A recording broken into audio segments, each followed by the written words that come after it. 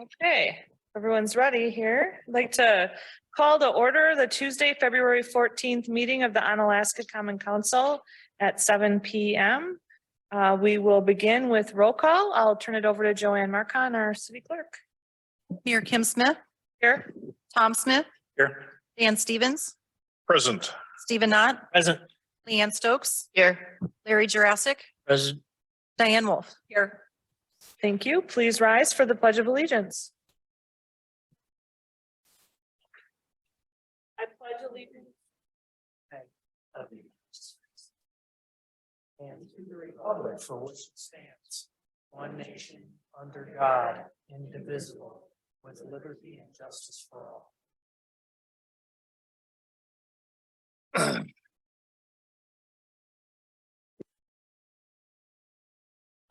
City council and subcommittee meetings shall be conducted in a courteous manner. Citizens, council, and committee members shall be allowed to state their positions in an atmosphere free of slander, obscene remarks, or threats of violence.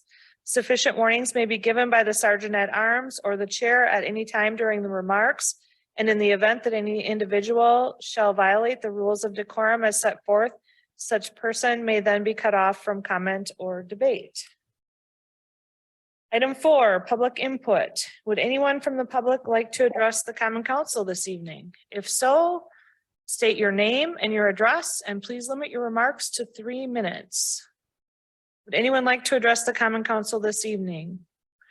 Second call for anyone wishing to address the Common Council. Third and final call for anyone wishing to address the Common Council this evening under public input. Not seeing or hearing anyone, public input is now closed.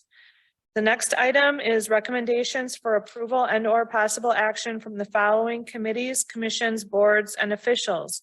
All items listed under the consent agenda are considered routine and will be enacted by one motion.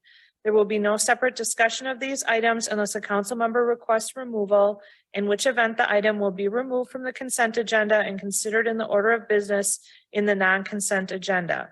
Are there any items the councilors would like removed from the consent agenda? Not seeing anyone, I'll entertain a motion to approve the consent agenda.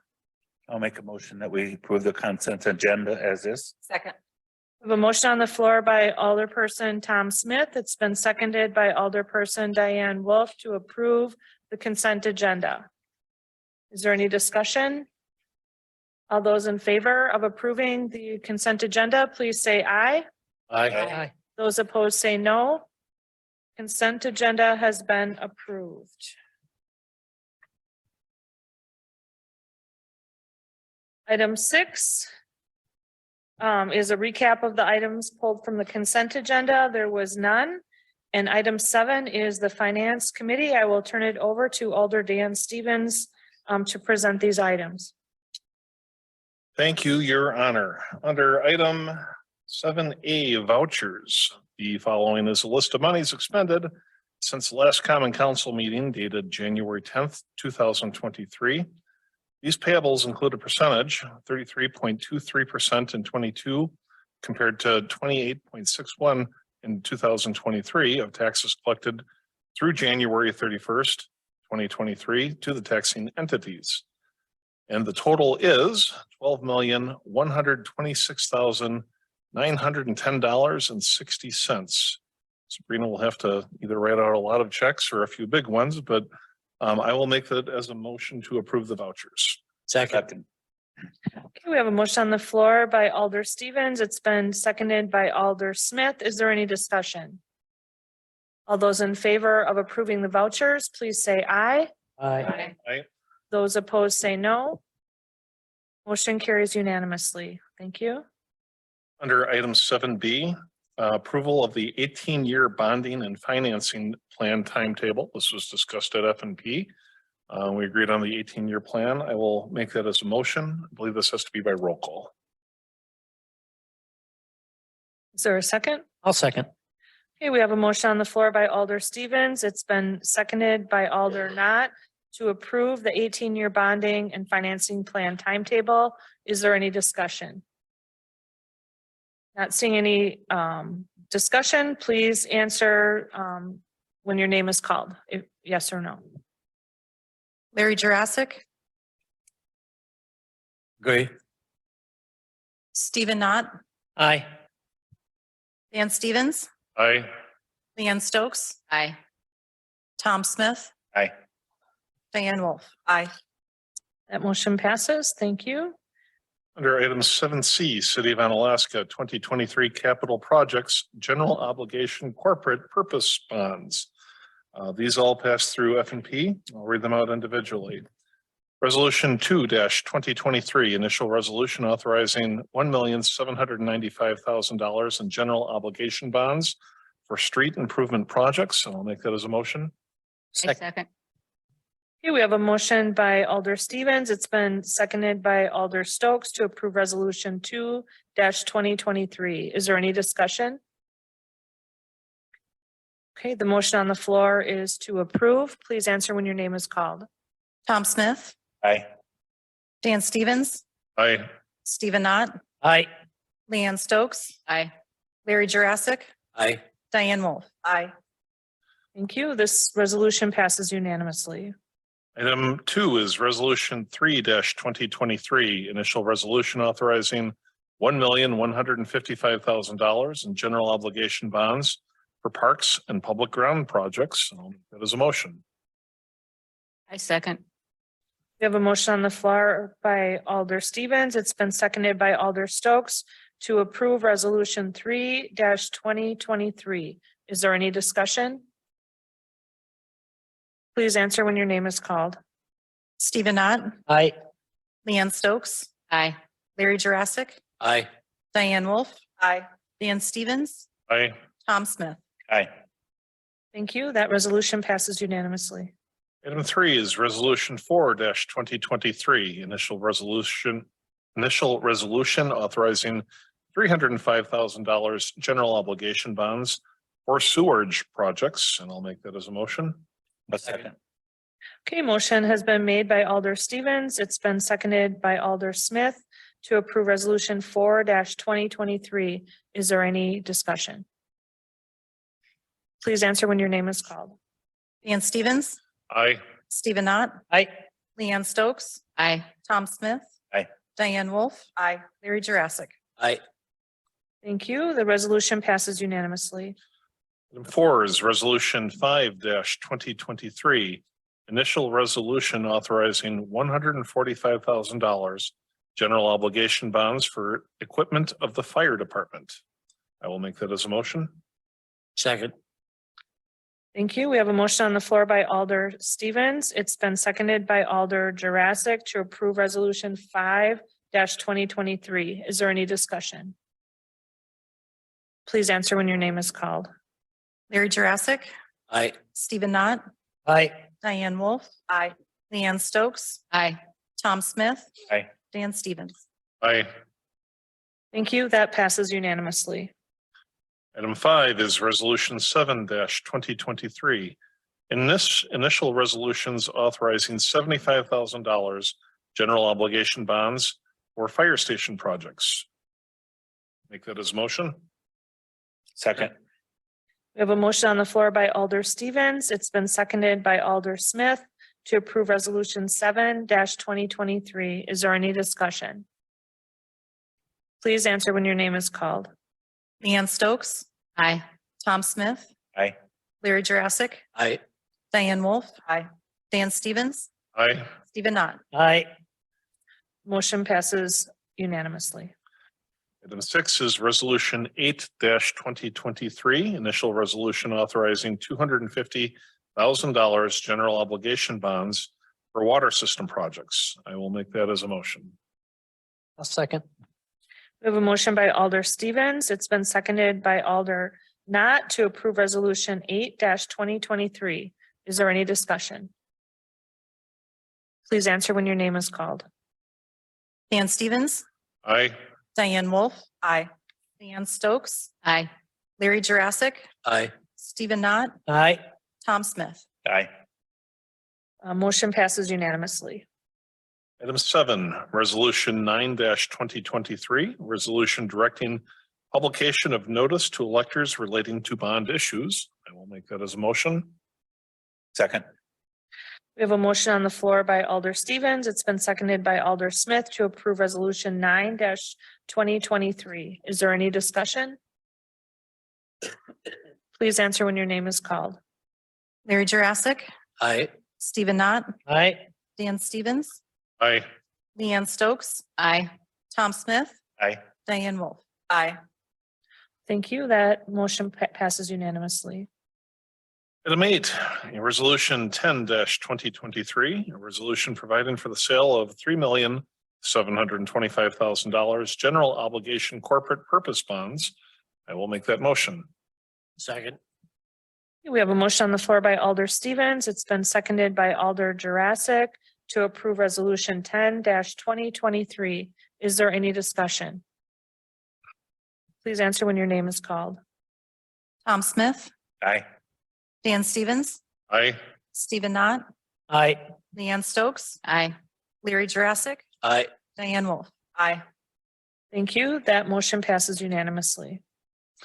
Item 9 is resolution 11-2023, a resolution to transfer from the 2022 general fund budget to the special revenue fund equipment replacement fund. I'll make that motion. Second.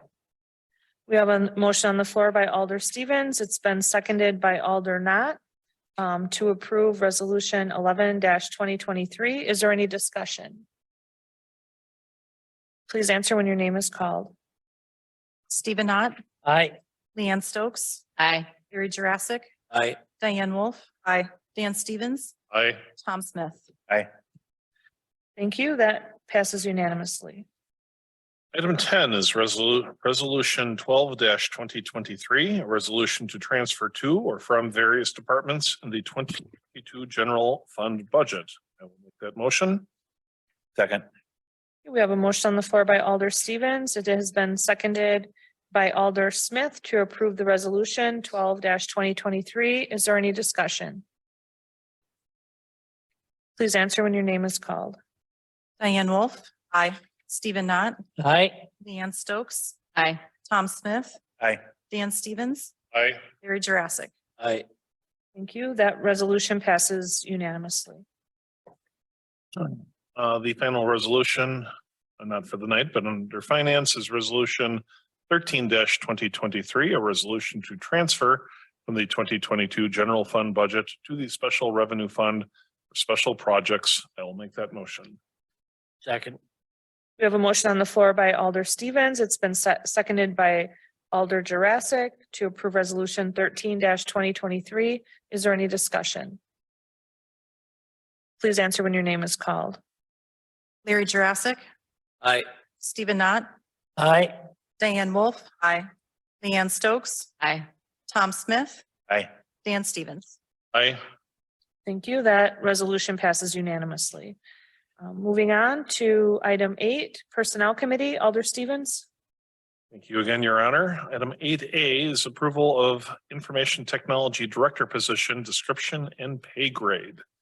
This item did pass through Finance and Personnel Committee. There was a lot of discussion, so this was put on the non-consent agenda. But I will make the motion to bring this up to discussion. A second. Okay, so the motion is to discuss. I'm making the motion so we can discuss, so I'm making the motion, yes. But we want to get to discussion. Okay, I'm going to defer to the attorney on that. He's making a motion to No. discuss. Moving to approve, correct? Yes, I'm making the motion to approve it, so then we Okay. can discuss it. I'll second that. Okay, thank you for the clarification. Okay, so the motion is to approve the IT director position. Motion has been made by Alder Stevens. It has been seconded by Alder Smith. Discussion. Alder Wolf. Thank you, Your Honor. So 2 items that I've noted. First, on page 28, the actual job description, under essential job descriptions, essential job functions, it is bullet point number 4, oversees and evaluates information technology security and assess threats and vulnerabilities of various IT systems. I just want to get confirmation that that is new language from F&P, that came out of F&P.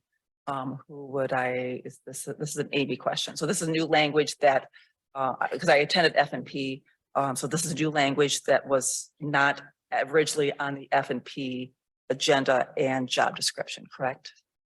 That is correct. That was the only change since F&P that was made to the job Great. description. Thank you, and don't leave just yet. And my second question would be under bullet point number 1, there was some discussion as to where, who this position may be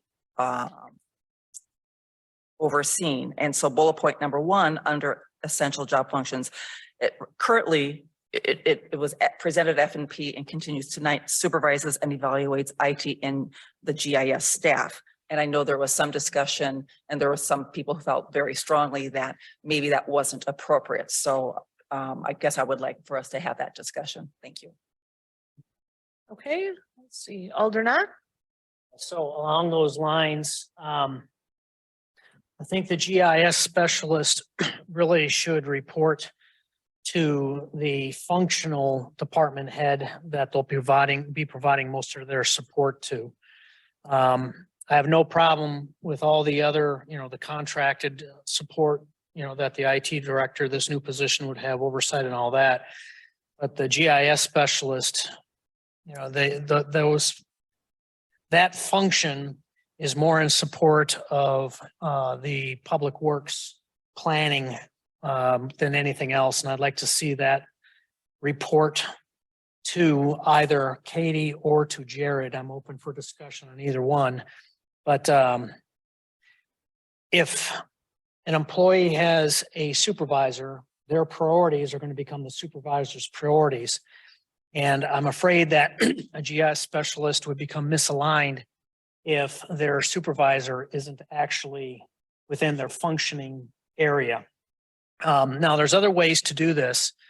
You could have this as a direct coordination line with the IT as well, even though the supervisor would be within either the engineer or the plans. And along with that coordination line, you would be able to achieve a letter of input when it came time for their performance evaluation. Now, the supervisor would be under no obligation to include anything in the letter of input, but due diligence is you should probably read the IT director's letter of input before you write that, and you could consider those views. So that is how I would do it. It would be kind of an odd nut. I have definitely seen this many times. It's always the minority, but I've seen this many times in the past in my own past profession, where certain oddball functions and it just don't quite align so neatly. Then you can have a direct line of supervision, and if you want to consider it the dotted line, if you will, of coordination, where along with that again would come a letter of input. And I guess that's kind of where I would go with this. The IT director would actually have some input because they give that letter of input to supervisor when it came time for performance evaluation. Okay, thank you for that. Let's get input from our interim city administrator. Yeah, so we considered a variety of options when it came to the supervision of GIS. Historically, this position has been actually co-supervised somewhat as Steve has mentioned. We are not the military, so not quite so formal. But we have had, I think actually they have changed off in years as to who led the review process. We have had just a collaborative review process for this position. GIS really functionally, I think, actually provides a lot more services to other departments than just those two. They provide quite a bit of service to our public safety departments, especially with the level of mapping that we use for police and fire and for response, and making sure their software has the correct mapping. And so, I don't know that it's fair to say that they're just serving public works as much as perhaps they're serving probably four departments across the city.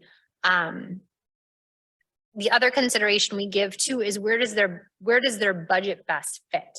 So it's not just, the services they provide to people in the cities, but what budget aligns the best with what they're doing. And so a lot of what, GIS is doing is they're providing services that are on devices supported by IT, right? So we've got the managed device program.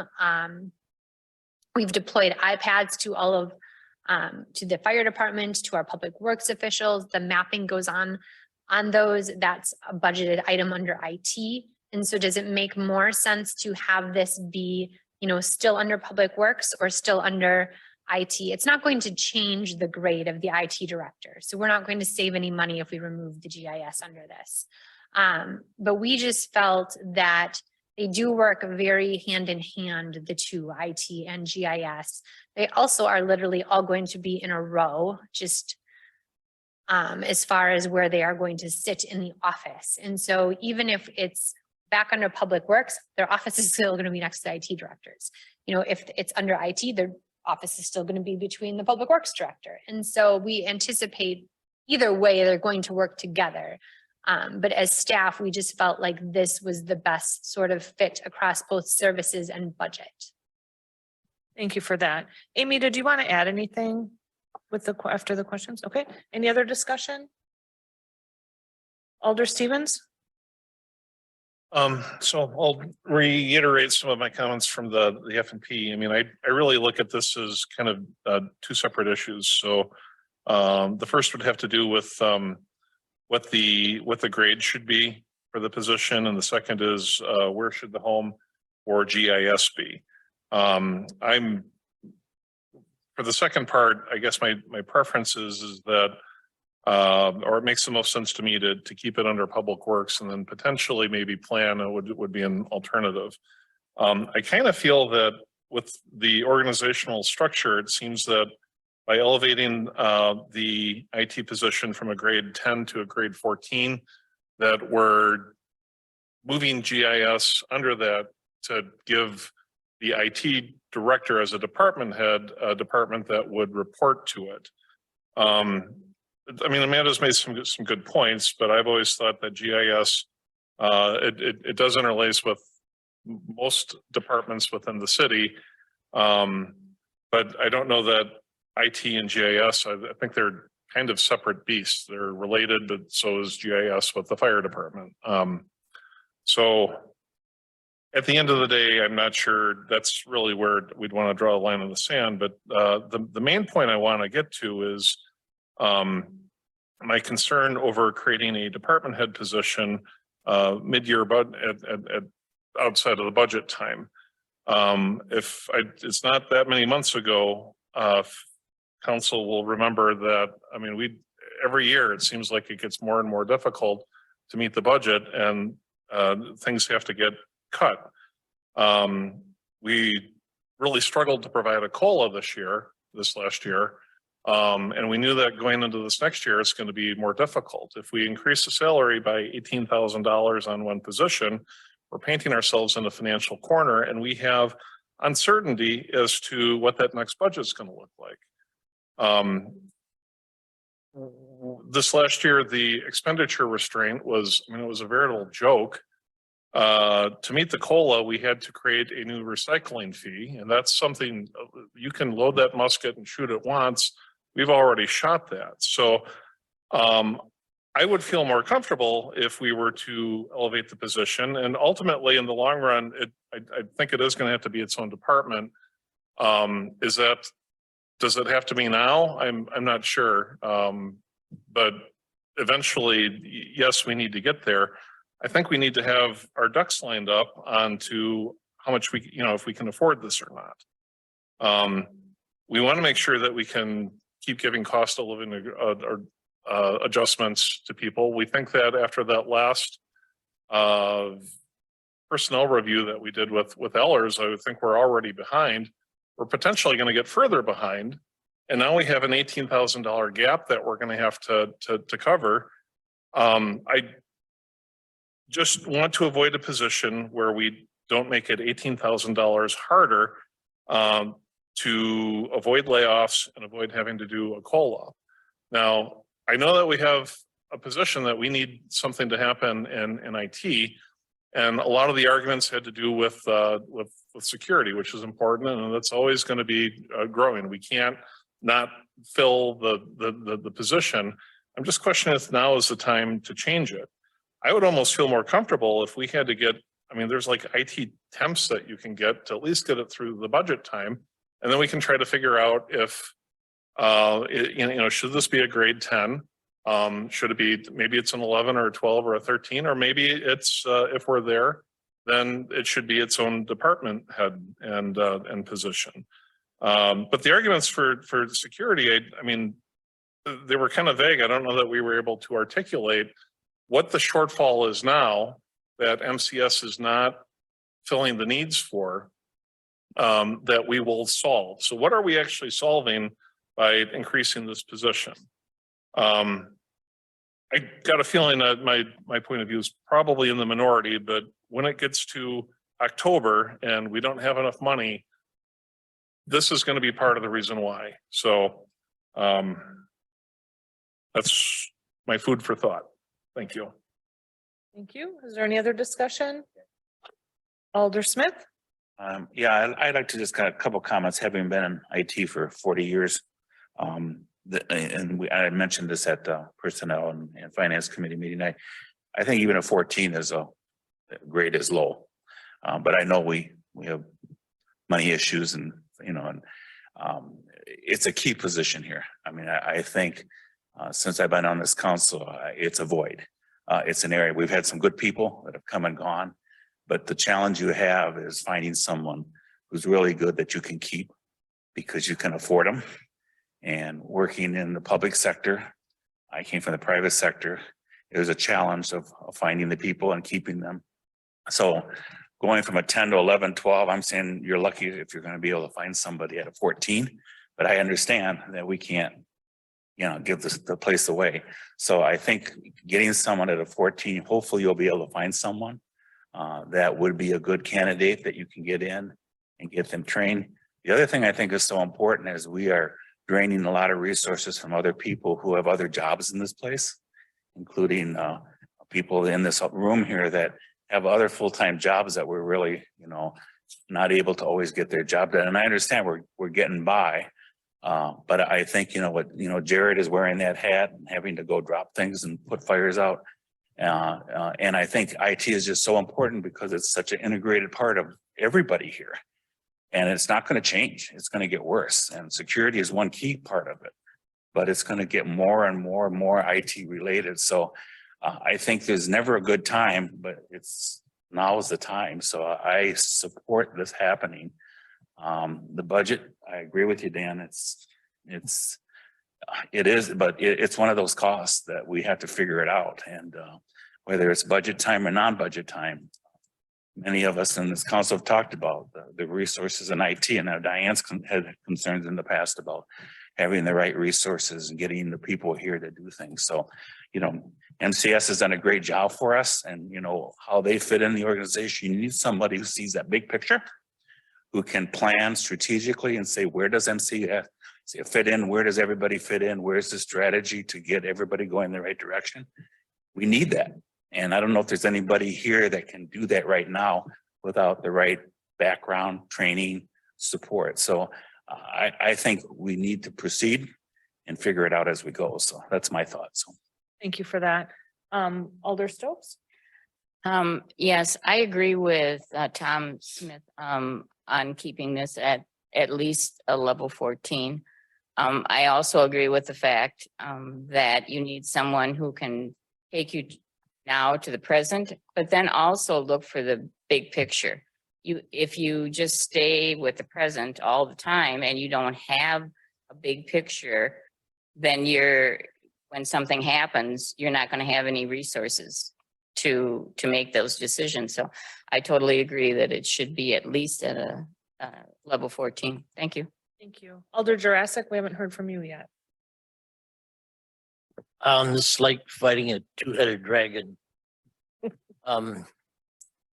You want the best that you can, because if you look at the future, you read almost monthly in the news that some city, some entity had to completely shut down because of IT, because somebody broke in, something like that. So being able to find somebody with the qualities that we're going to need just to keep us protected, yeah, it's going to cost money. And like I said, it's a two-headed dragon. You got to cut one head off of the other head, but I could see where we have to go with the 14 to get anybody of that quality to support the mission that we're gonna have. That's all I have, Mayor. Thank you. Okay, is there any staff that want to make a comment? And then we'll go through the council for final. We'll come back. Everyone from the council has spoke once, so I'll just ask staff if you want to add anything else, and then each council person can make a final comment if they want, whoever wants to go first. Did you want to, Stephen? Oh, sure. Yeah, so whether formally or informally, ultimately, each one of us is going through a risk versus benefit analysis, and Dan is certainly correct that part of the risk, if we do this, is a budgetary risk, a resources risk. I totally agree with him on that. But there are other risks involved in this too that I think are outweighed by the benefits. Specifically, your strategic planning that comes with this that we don't currently have on that side of the house. The efficiencies that could be gained with having the most up-to-date and most affordable software systems that are synchronized with each other throughout the staff. And then, of course, the security piece and others. So yeah, we will be assuming risk. There is no doubt. He is correct. I mean, when budget comes, there's going to be an $18,000 piece we're going to have to find. But I personally do think it's outweighed by the benefits. As far as the GIS piece, if the staff, what I'm hearing is pretty much in agreement or near agreement that the chart as presented is where it should be. I'm not going to argue with them. I do want to highlight though, I was aware that it was not just plans and engineering that was using it. I just was saying that's their primary functional area. So yeah. Okay. Yeah. Anybody else want to make an Alder Wolf? Thank you, Your Honor. I certainly understand where Alder Stevens is coming from. I certainly can't disagree. I want to thank also Alder Smith for his comments. I couldn't have said it better myself. I've served 15 years on the Alaska Technology Advisory Committee, and there were several conversations at the table for many, many years about the lack of personnel for IT. And I feel like my husband, who worked over 20 years at Train, he always would say that if you don't keep up, you're going to get left behind. And I feel very strongly that the city of Onalaska has been left behind for so many years when it comes to technology. And I feel like we're just finally starting to put our toes in the water and finally moving forward. I would ask my fellow council members to support administration's recommendation on personnel item number 8 and approve as submitted. If we do have budget shortfalls at budget time this fall, all I want to say is that this will not be the only reason why we may have a shortfall. It's kind of like everyone blaming the guy who made the holding penalty in the fourth quarter, the last minute of the Super Bowl. There were a whole lot of plays before that you could have pointed. So it wasn't, you look at what we proved earlier when we were transferring the in and out transfers, fuel, when we knew fuel was going to kill us this year, and it did. When some departments, it wasn't so bad in other departments, but due to no fault of their own, it was what it was. So, but yes, I urge everyone to support. And this is why we have a city administrator, why we have well-paid staff, well-educated staff. This is why we hire the people we do to give us a recommendation. So I will be supporting staff's recommendation. Thank you. Thank you. Anyone else want to make a final comment? Just, Alder Stevens? I'm not sure if I missed something. Did we resolve the GIS question? Because potentially, I mean, I know that we heard from Amanda, but potentially if we wanted to debate that, I could make an amendment. We wanted to keep it in Public Works, but if that's a dead horse, then I'll let it lie. The motion on the floor is to approve it as it was presented, the staff's recommendation with the one change from FMP. Right. And So that has the- amendments that could be You amended. could propose an amendment. That is true. I'll float it out there just for discussion, and I'm not making a strong recommendation, but I'll make an amendment that the GIS position remain under Public Works. Okay, we have a motion. Is there a second? Anybody want a second? Okay, that motion dies for lack of a second. Alder not? Real briefly, yeah. So I didn't second it, but I kind of agree with you on this one, actually, Alder Stevens. But it's just out rising to the level where I think I'm overly concerned because we can adjust an organization chart like that if we find out it's not working. So. Okay. Are we good? The motion on the floor is to approve the position as it was presented in the packet this evening. Ready to vote? Okay, let's just do a roll call vote and then will be easier for me. Diane Wolf, Aye. Dan Stevens, I'm feeling like a curmudgeon. I'm gonna say no. Stephen Knott, Aye. Tom Smith. Aye. Larry Jurassic, Aye. Leanne Stokes. Aye. Okay, the motion passes 5-1. Thank you very much. Thank you. Item 9, Board of Public Works, Alder Knott. This is for the approval of a bid received for tandem axle truck equipment from Universal Truck Equipment in the amount of $223,568. This is on page 32 of your packet, and I'll turn it over to Jared. Thank you, Alder Knott. At the Board of Public Works, we had the wrong box highlighted and the math was wrong. So we are recommending approval of the base bid tonight with option A, C, D, E, F, G, and H for a total cost of $223,568. So again, note that does not include option B. Correct. I'll make a motion to approve. Second. Okay, motion has been made by Alder Knott, seconded by Alder Stokes to approve the bid as described. Is there any further discussion? All those in favor, please say aye. Aye. Those opposed say no. Motion carries. Item 10, Alderperson Stokes. Thank you, Your Honor. Just wanted to do a update on, because we're now in the time period where there's open enrollment. And this deals with the school board. I had sent out with Joanne's help, a 2-page, just an update on this. What the pupil count was as of January 2023, 2698. You'll notice on line 2, the non-resident in count, those people that are outside of the district coming in is 516. The resident out count is people that are residents and not going to the district schools is 217.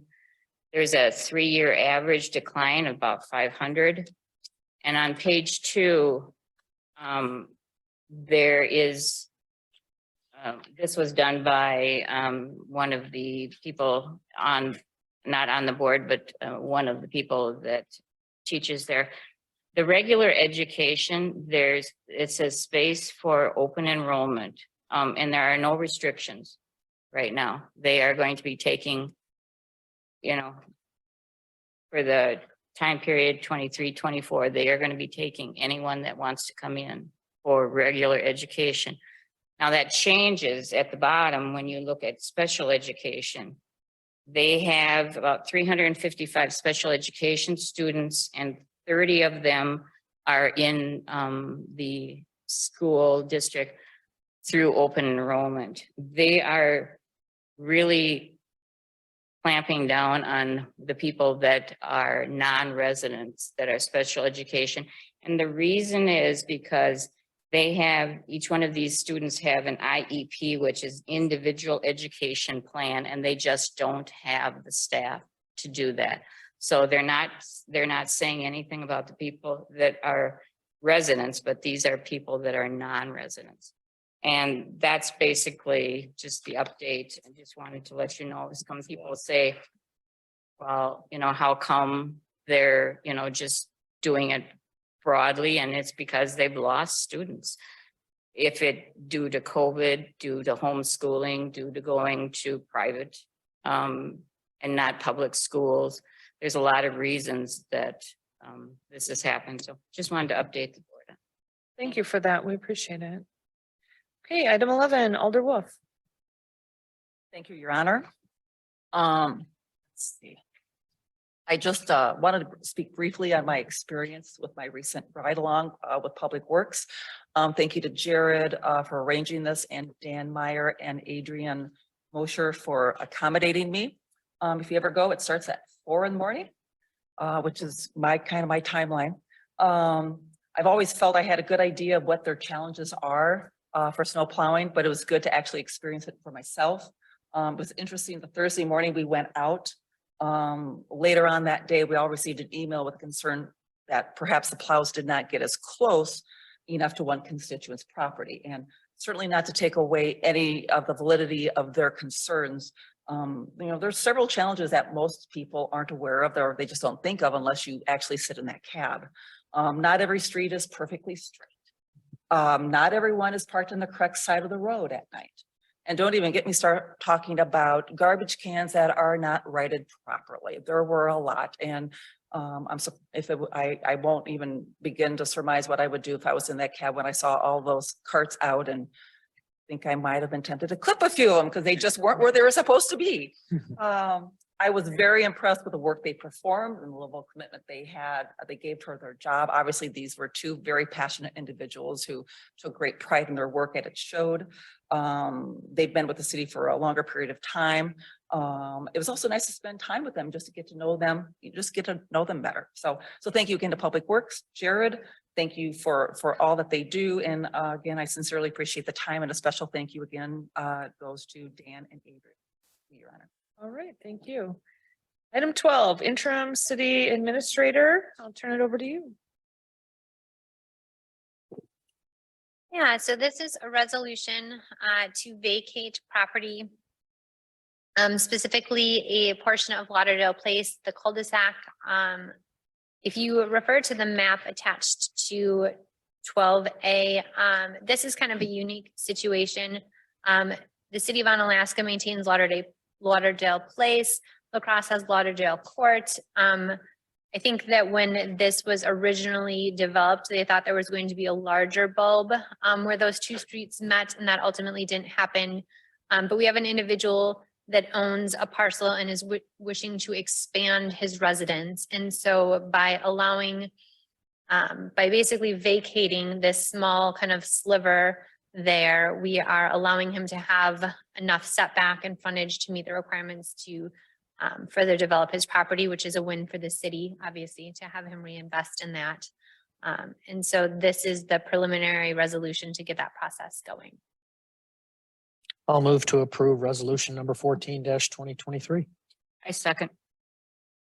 We have a motion on the floor by Alder Knott. It's been seconded by Alder Stokes to approve resolution 14-2023. Is there any discussion? Alder Stevens? Just for clarification, the sliver is currently on Alaska and it will be part of La Crosse then? Or do I have that backwards? No, it's part of Onalaska, will remain part of Onalaska. It just will be taxable now. All right, thank you. Okay, and Alder Wolf. Is this the time to ask the question, or is it what? Is that value or dollars exchange, revenue stream, or this is just purchase? Typically, when we vacate right away like that, we do not ask for any money for that. The city benefits in the sense that it becomes taxable. The sliver will now be taxable, but also in this case, we will see value because without this, he would not be able to do a major renovation and addition on his property. And so we will have increased tax base because of that. And one final question at this time, are we talking, how much area are we talking? So if you look at the map, 819 square feet. Thank you.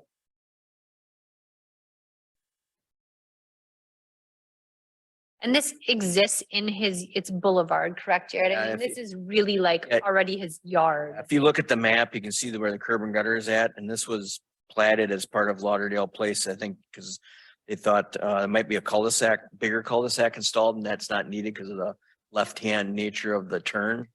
And also to make sure there was an empty lot there that both parties, the party bought, so there's no frontage needed. That was at the time they wanted to have the frontage, so it's really not needed, and it's if you went out there and looked at it right now, you'd think it is front yard.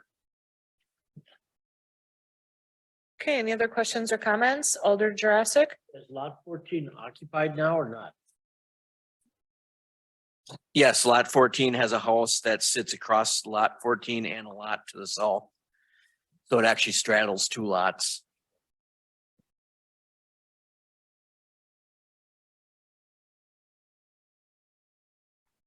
Okay.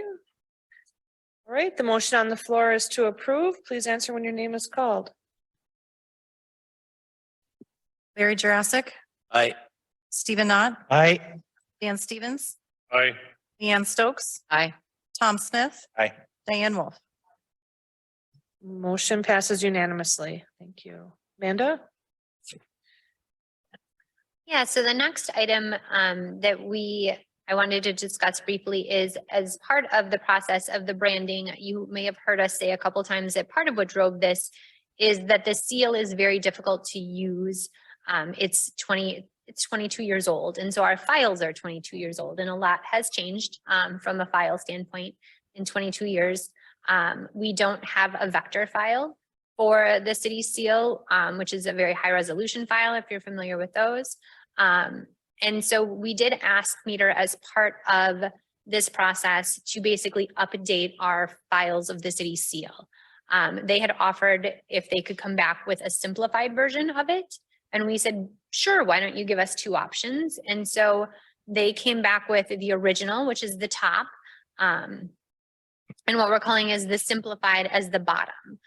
One thing I want to note is that the font in the original is very difficult. And so if you actually went out and you looked at our manhole covers and you looked at our city sign, actually right outside of City Hall, it's actually closer on those to the simplified version than it is actually to the original, because you can't get that level of detail that Times New Roman has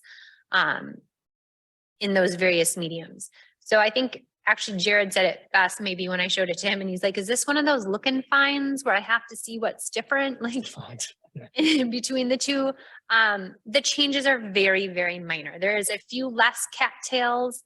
The eye on the fish is solid. There's a few less fins on the fish, and they just made the lines just a little bit cleaner on the bluffs so that if you are putting it on certain mediums, it's easier for, basically easier to do that. And so when we got these, and the changes were so very minor, we talked kind of internally, and we would like to move forward with the simplified version as essentially the official city version. We would not change any past signage, we would not change any, but moving forward, we would go with the simplified version. So that's what we're looking for approval for tonight. Okay, Alder Wolf? Thank you, Your Honor. The only question I had at this point in time for the simplified is it me or does the O look a little smaller than everything else? But I have a real discerning picky eye, so I'll be the first one to admit that. It just looks like it's a little smaller in height, doesn't it? I can have them check on that. It could also just be the placement in that sort of eye trick because of where it is and being the closest to the line. Yeah, it just looks off a little bit. Thank you. Alder Knott? Just to clarify, I think I heard it already, but I want to be sure. So we wouldn't go through the expense of replacing everything that has the old one. We just kind of age it out over time. Yes. Okay, good. So do we want a motion, Amanda? Okay, so we'll have a motion regarding this. Diane will move to approve moving forward with the simplified City of Onalaska seal as presented in handout 11B. I second that. Motion on the floor is to move forward with the simplified city seal. Motion by Alder Wolf, seconded by Alder Stokes. Is there any other discussion? All those in favor, please say aye. Aye.